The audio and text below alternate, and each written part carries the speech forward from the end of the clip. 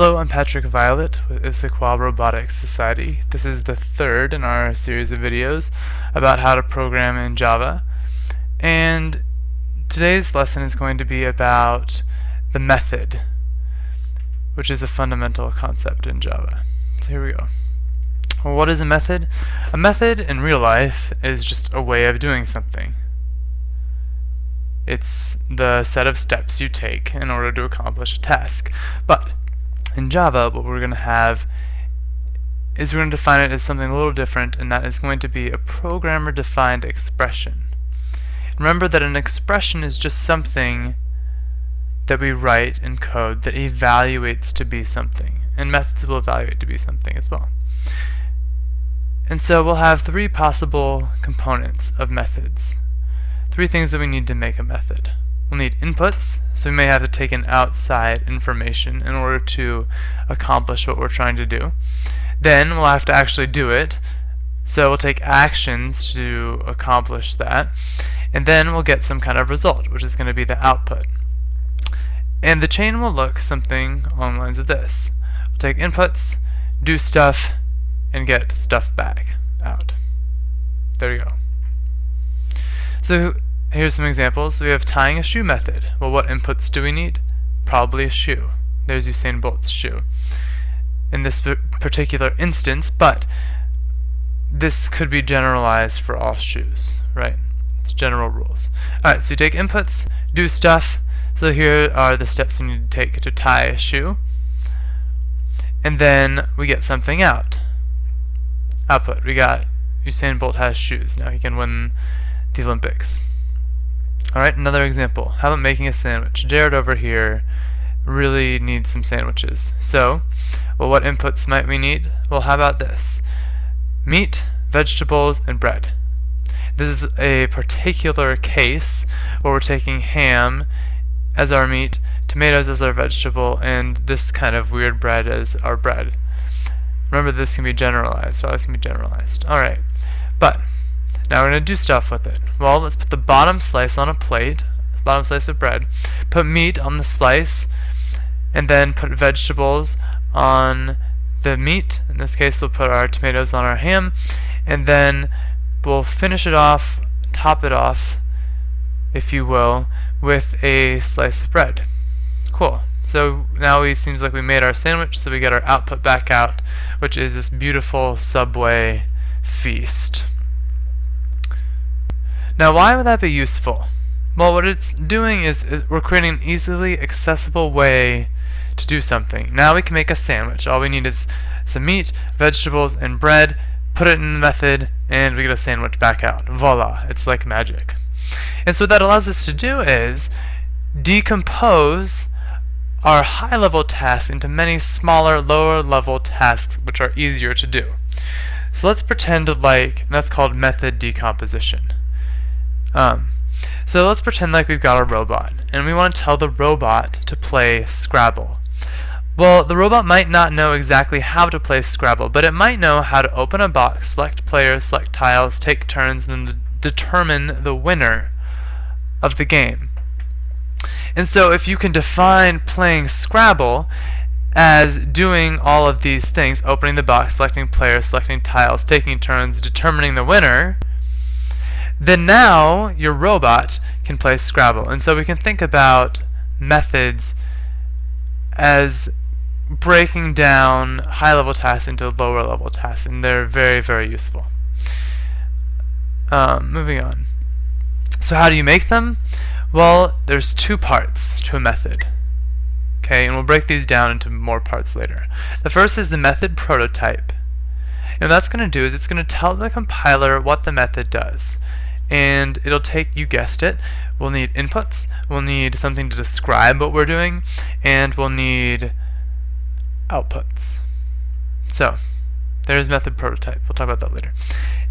And then we'll need a method body, which is going to be the steps that we take to actually do it. It's going to be a block of code that executes when we actually use the method. And all a block of code is a bunch of statements surrounded by curly braces. Okay, and most of our programs are going to be using blocks of code. Methods are not the only things that use blocks of code, so that's a good thing to remember. Just statements surrounded by curly braces. They'll all run at once. So when we actually make a method, it might look something like this. We've got word, that's going to be, you guessed it, the prototype. And then we have curly braces and statements inside the curly braces with our semicolon at the end of our statements. And so then we have the block of code that makes up the method body. So prototype and body. Alright, so how do you make a prototype? Well, actually methods are declared very, very similarly to variables. If you remember variables, we declared variables by having a type and then having a name, an identifier, right? So we'll do something very similar here. We'll declare the return type, which is the type of the thing the method will evaluate to be. So, for example, an integer. A boolean, if you look at your list, you could figure out what that is. A character. Okay, so return type. And then we'll have a method signature, which is kind of like the identifier. And it will consist of the name of a method, which will usually describe our action. So if we have a make sandwich method, the name might be make sandwich, for example. And then we'll have parameters, which is a list of variables separated by commas that store the inputs. And those will be surrounded by parentheses. So for an example, we'll get something like this. We've got int. We're declaring that we've got an integer method, and it's named add. And now here's the parameters, a and b, two integers that we take in. Now if you notice, this seems like it's exactly backwards of the way we just described it, right? We have, here's our output, here's our action, and here's our input. But if you think about it from a Java point of view, it kind of makes sense. We're declaring the type, and then we're declaring what it is. And then followed by the method prototype, obviously. We're making the method will be the curly braces and the block of code that makes up the body of the method. So there's that. Now, last lesson, we had you do an exercise, 1b, which was make 3 variables and then store their product in a 4th variable. So you might have come up with something like this. Boop. Make variable, variable, variable, a, b, and c, store values in them, and then store their product into a 4th variable. Well, it seems to me like that is a method. We took 3 things as inputs, a, b, and c, which could have changed and been different from time to time.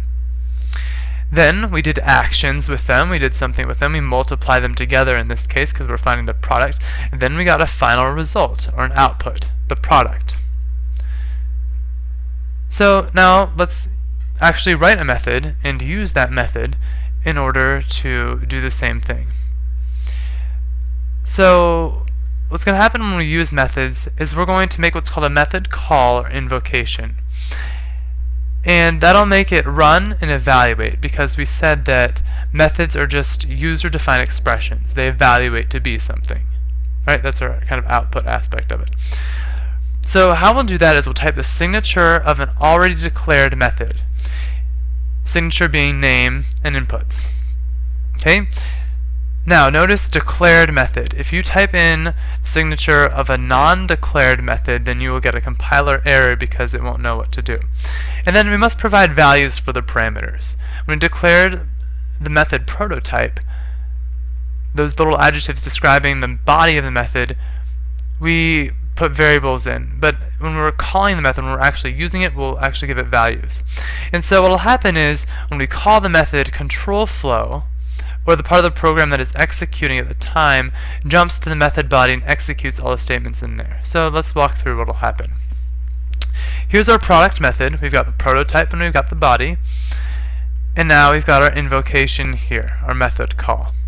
We've got the signature, which is the name, and we're passing in arguments. So here's the 0 step. We have to invoke the method. Okay? That's happening here. And now we're going to jump up to product.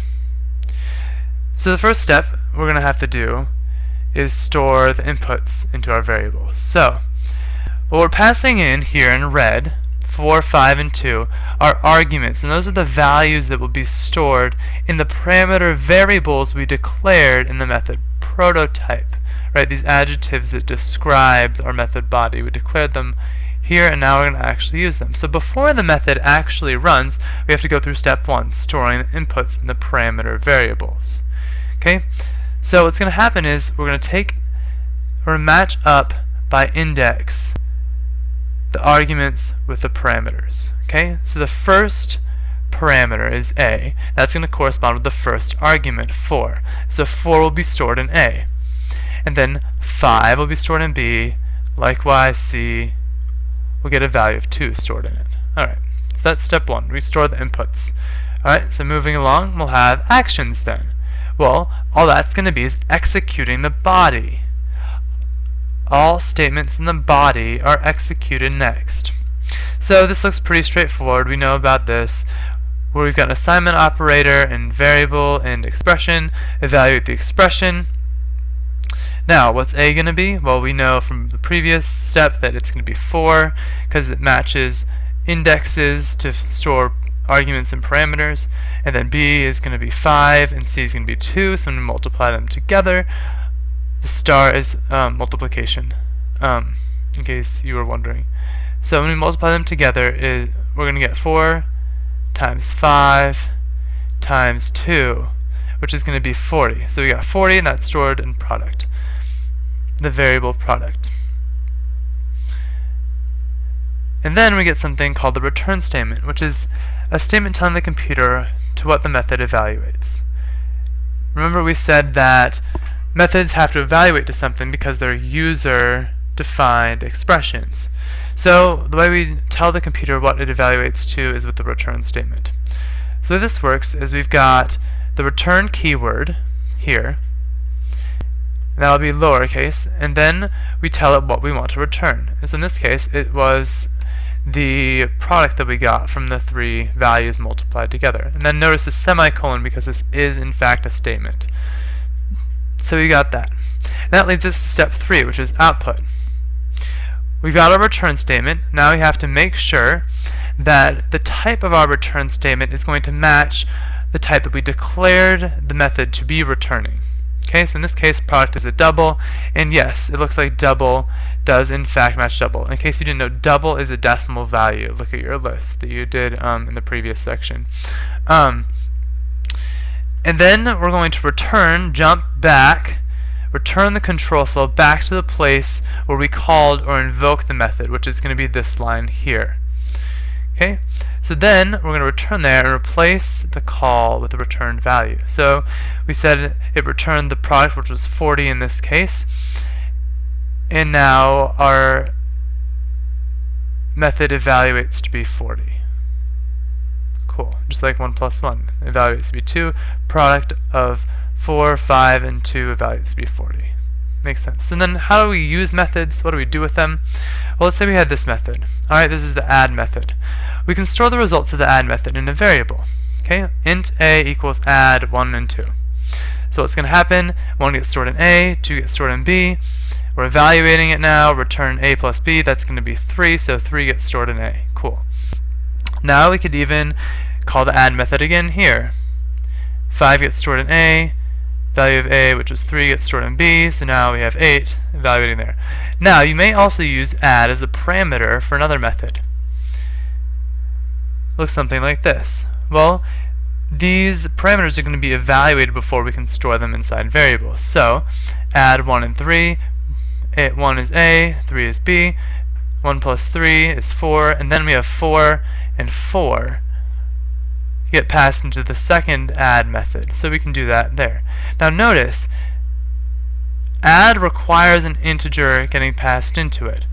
And so it's very important that we actually declared this add method as an int variable, as returning an int, because now we can actually nest it like this. We know that this will evaluate to be an integer, so we can pass it in as a parameter. And with that, so that gives us some type safety. And with that, here are the exercises. What I'm going to have to do is just show them because I'm running out of time. So here are these that I would like you to do. Give you a little bit to look at them. So find out how to do these things, and then here are the do exercises. give you a little bit to look at those. Okay, thank you guys. See you next video. Bye.